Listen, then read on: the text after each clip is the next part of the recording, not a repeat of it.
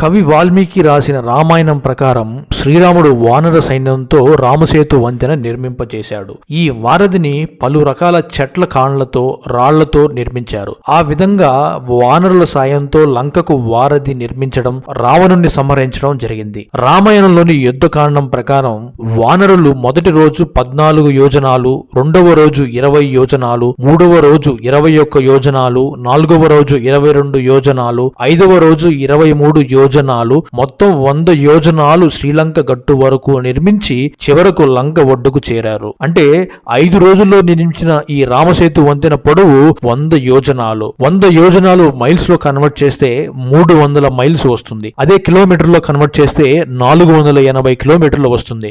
So వానరులు 5 రోజుల్లో 480 కిలోమీటర్ల రామసేతు వంతెన కట్టడం జరిగిందని పురాణాల్లో ఉంది. జై శ్రీరామ్.